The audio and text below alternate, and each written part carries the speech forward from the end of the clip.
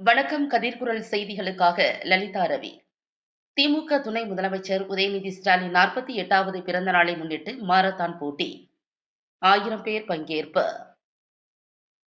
திமுக துணை முதலமைச்சர் உதயநிதி ஸ்டாலின் 48வது பிறந்த நாளை முன்னிட்டு மாநில அளவில் மாரத்தான் போட்டி திட்டக்குடியில் நடைபெற்றது. இந்த ஆரோக்கிய மாரத்தான் போட்டியில் 1000 பேர் பங்கேற்றனர்.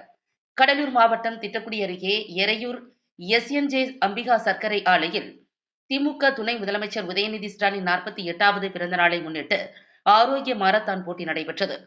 இதில் ஆண்களுக்கும் பெண்களுக்கும் காலை 6 மணிக்கு மாரத்தான் ஓட்டம் துவங்கியது.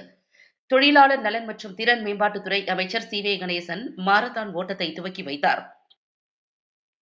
ஆண்களுக்கு 23 கிலோமீட்டரும் பெண்களுக்கு 13 கிலோமீட்டர் என 14 வயதுக்கு மேற்பட்ட ஆண் பெண் இரு பாலருக்கும் 2 பிரிவுகளாக போட்டிகள் நடைபெற்றன. இதில் கடலூர், பெரம்பலூர், அரியலூர், கள்ளக்குறிச்சி, காஞ்சிபுரம் உள்ளிட்ட மாவட்டங்களைச் சேர்ந்த 1000 பேர் கலந்து கொண்டனர். 60 வயதுக்கு மேற்பட்ட முதியோர் என பலரும் இதில் பங்கேற்று ஆர்வமாக ஓடி அசத்தினர். ஒவ்வொரு பிரிவிலும் முதல் 3 இடங்களை பிடித்தவர்களுக்கு ரொக்கப் பரிசு, கோப்பை மற்றும் பதக்கங்கள் வழங்கப்பட்டன.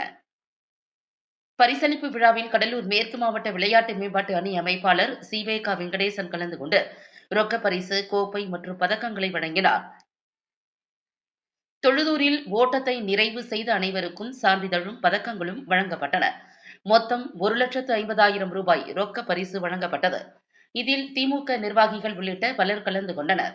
இதனையொட்டி போலீசார் பாதுகாப்பு பணியில் ஈடுபட்டனர்.